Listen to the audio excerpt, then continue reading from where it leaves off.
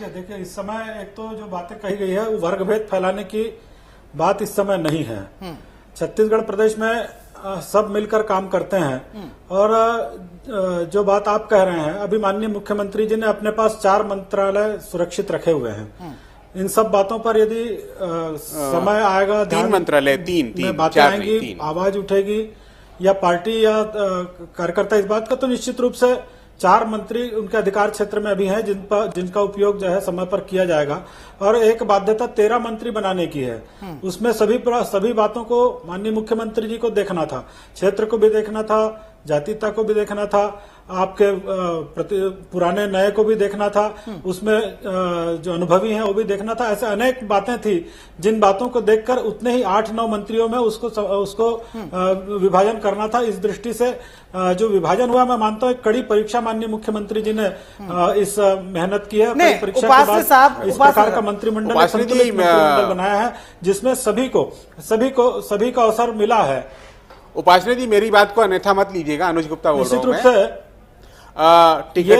टिकटें जब काटनी हो तो SC ST की, और जब मंत्रिमंडल से ड्रॉप करना हो तो SC ST को। कि वर्ग भेद जो फैलाने की बात होती है इस प्रदेश में, ये अशांति निर्माण करने की बात जो की जाती है, ये इससे मैं सहमत नहीं हूँ। क्योंकि यदि हमने राजनीति में इस बात को वर्ग भेद को फैलाया, छत्तीसगढ़ एक छोटा राज्य है, छत्तीसगढ़ एक छोटा राज्य है, और यहाँ यदि हमने गैर छत्तीसगढ़ी की बात की तो फिर राजनीति में बहुत आदिवासी वर्ग की हित की बात करना ये वर्ग भेद फैलाना है। जिम्मेदार यानी जो छत्तीसगढ़ के लोग हैं उनके हितों की बात करना वर्ग भेद फैलाना है। वर्ग भेद की बात करना बहुत गलत बात है। मैं वर्ग भेद फैलाने की कोशिश नहीं कर रहे हैं, मगर किसी को अन्याय न लगे मगर उन लोगों के हितों की बात करना, अगर स्थानीय लोगों को काम मिले इसकी बात करना, ये वर्ग भेद हो गया। इससे सहमत नहीं हूँ। स्थानीय को यानी बाहर के लोगों को मिलकर आकर के यहाँ पर सदने का मौका दिया जाए, बड़े बड़े उद्योगपति आए और यहाँ के स्थानीय लोगों की उपेक्षा हो, ये बात कहना वर्ग भेद है। सोनिया गांधी आप स्थानीय हो गई, सोनिया गांधी बाहर से स्थानीय हो गई, उस समय आप तर्क देते हो कि हाँ जनता ने उनको चुना है। अरे तो यहाँ पर चुन कर आए हैं, यहाँ पर सब चुन कर आए हैं, जनता ने चुन कर बनने के लिए जनता ने चुना है उनको। आप कैसे बाहरी बोल सकते हैं? बिल्कुल वर्ग भेद की बात नहीं कर रहा हूं, मैं वर्ग भेद का विरोधी हूं। गलत बात फैला, मगर आप अगर छत्तीसगढ़ के लोगों के हितों की बात की उपेक्षा करेंगे और उस बात को कहना वर्ग भेद फैलाना है। समय आप गलत बात फैला रहे हैं। आप वरिष्ठ नेता हैं, तमाम लोग कांग्रेस पार्टी का ये चरित्र ठीक नहीं है। आज गए हैं मुख्यमंत्री जी बाबा घासीदास के कार्यक्रम में, वो क्या वर्ग भेद फैलाने के लिए गए हैं? हम तो नहीं फैलाते। ये बताइए, बाबा घासीदास के कार्यक्रम में अभी मैं मुख्यमंत्री को देख रहा था, वहां जाना वर्ग भेद फैलाना है। ये सोच आप अगर दलितों की बात करते हैं, आदिवासियों के हित की बात करते हैं और पिछड़ा वर्ग की बात करते हैं, अरे आप तो इनकी बात करना वर्ग भेद फैलाना है। कर जो बात गलत बात बोली आप, बिल्कुल गलत है ना, गलत है। मगर आप मंत्रिमंडल में ऐसे लोगों की उपेक्षा कर दें, वो उपेक्षा नहीं की गई है। बिल्कुल उपेक्षा की गई है। ये पहली नजर में दिखाई देता है। जिन लोगों ने आपको चुन करके भेजा, ये आपके घर का मामला नहीं है, राज्य का मामला है, ये घर का मामला नहीं है। आप प्रदेश अध्यक्ष किसी को भी बनाए वो आपका मामला होगा। आप अपना घर तो नहीं संभाल पा रहे हैं, दूसरे के घर की ओर ताक रहे हैं। अपना घर तो संभाल लीजिए पहले। घर अपना संभला हुआ है, आप संभालना। नेता प्रतिपक्ष के लिए किस प्रकार के झगड़े चल रहे हैं आपके? कोई बहुत ज्यादा पीछे नहीं है आप। नेता प्रतिपक्ष के लिए कैसे झगड़े चल रहे हैं सब देख रहे हैं। मोहब्बत दिया है, काट दिया शायद क्या? नहीं, बिल्कुल अभी काटा नहीं है। आप कहिए, अपनी बात रखते रहिएगा, सुन रही है जनता आपको। नहीं, मैं आपको एक मजेदार किस्सा सुनाता हूँ। मजेदार किस्सा हम लोग जो बात कर रहे हैं, कुछ समय पहले, कुछ साल पहले बोलता हूँ, मैं आदरणीय मुख्यमंत्री जी से मिलने जब गया तो जैसे ही मैं कमरे में घुसा उन्होंने कहा आज छत्तीसगढ़िया। मैंने कहा वो अगला, संकेतों में कहूंगा, देखिएगा, अगला तो मुझे छत्तीसगढ़ी मानता नहीं है। तो उन्होंने कहा अगला तो मुझे भी नहीं मानता है, करोगे क्या, मगर हम सब छत्तीसगढ़ी हैं।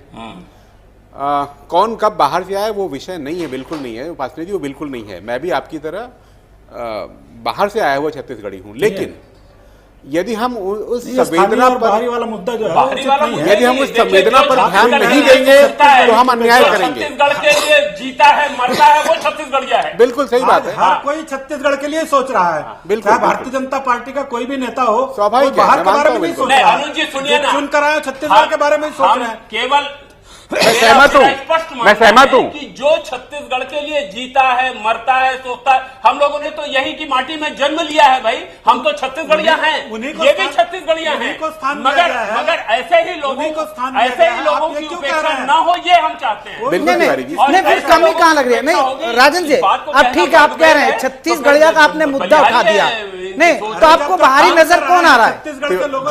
नहीं, मैं राजन जी, तिवारी जी देखिए, मैं 25 सालों से दिल्ली में रहता हूं, खुद को नॉन रेजिडेंट छत्तीसगढ़ी मानता हूं, आप सब भी मुझे नॉन रेजिडेंट छत्तीसगढ़ी मानते हैं, लेकिन शायद छत्तीसगढ़ के हितों के लिए लड़ने के लिए मैंने कोई कमी दिल्ली में नहीं की होगी, मगर मेरा ऐसा सोचना है कि मुझसे पहले जो लोग छत्तीसगढ़ में रहते रहे हैं, निश्चित रूप से नहीं, अनुज जी ठीक है, वो ठीक है, आप जो जिक्र कर रहे हैं कि छत्तीसगढ़ और नॉन छत्तीसगढ़ का एक पैमाना खींच दिया गया अभी आपने और राजन तिवारी जी ने, लेकिन आपको लगता क्या कि क्या भारी लोगों को किस तरह तरजीह दी जा रही है? आपको क्या लगता है कि ये सब लोग भारी लोग हैं? एक मिनट, मैं अनुज जी की बात का खंडन करना चाहूंगा। एक मिनट जयप्रकाश जी, मेरी बात को सुनिए, आप मेरी बात को सुनिए जयप्रकाश जी। ऐसा कौन है जो छत्तीसगढ़? नहीं, आप अनुज जी, आप उसके पहले और बाद की बात में नहीं है, हम आपको छत्तीसगढ़िया मानते हैं, दिल्ली में आप मिलते रहते हैं तो हम आपको छत्तीसगढ़िया की नजर से देखते हैं। जो छत्तीसगढ़ के हित की बात करेगा, जो छत्तीसगढ़ के हित की बात सोचेगा, जो छत्तीसगढ़ के लिए जीने और मरने की बात करेगा, वो छत्तीसगढ़िया है, चाहे वो किसी भी जाति का हो। नहीं तिवारी जी, अब ये लोग आए जो कैबिनेट में आए, इनमें आपको लग रहा है कि ऐसा कोई नहीं है? तो कहते हैं छत्तीसगढ़ी की उपेक्षा की।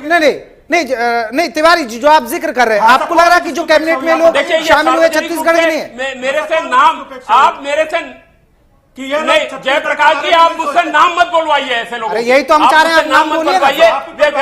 व्यक्तिगत टीका टिप्पणी हो जाएगी, नाम बोले व्यक्तिगत टीका टिप्पणी हो जाएगी, मगर जो अनुज जी ने इशारा किया है, मैं उनकी बात का समर्थन करता था।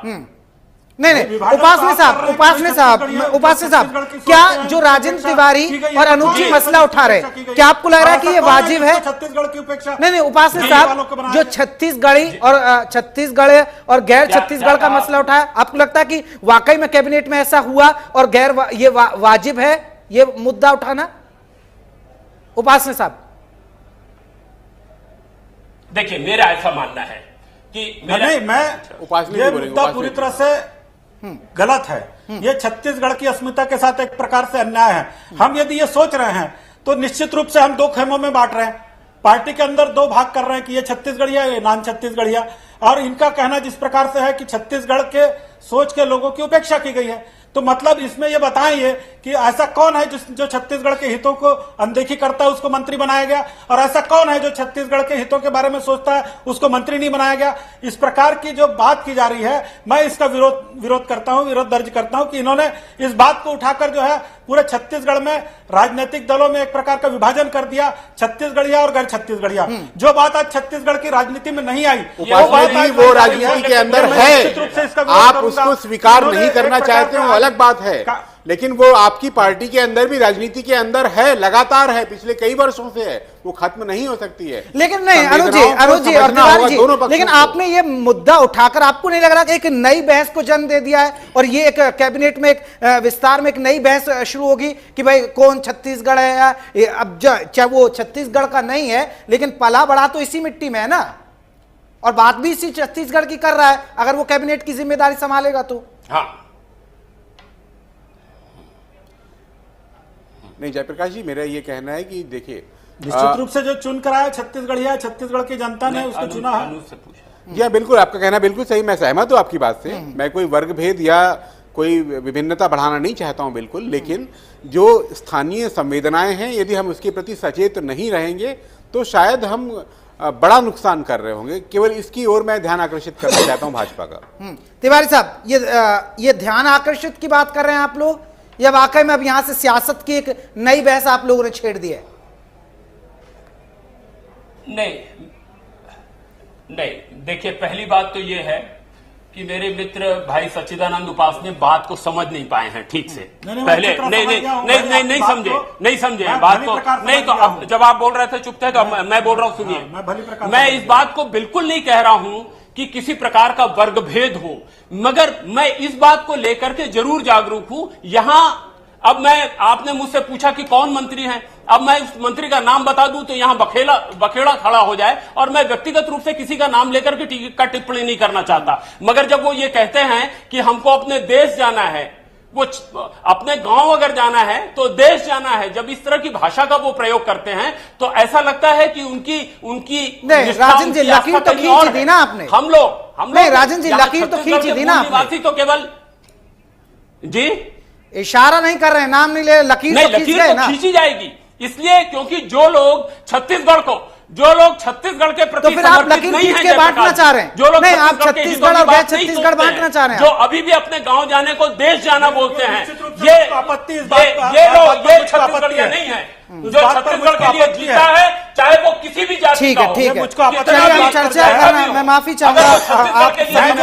बहुत बहुत शुक्रिया, क्योंकि मेरा जो हमारा प्रोग्राम का मकसद था कि कैबिनेट में किस तरह का संतुलन रहा, ये था क्या जनता की उम्मीदों पर खरा उतरेंगे, लेकिन यहाँ एक लकीर खींच दी गई है अनुज गुप्ता साहब की तरफ से, और हमारे साथ जो हमारे सहयोगी थे राजेंद्र तिवारी कांग्रेस के नेता, कि गैर छत्तीसगढ़ और छत्तीसगढ़ की बात, हालांकि ये लकीर कहीं ना कहीं सियासत की लकीर है, इस पर ना जाए तो बेहतर है। नमस्कार।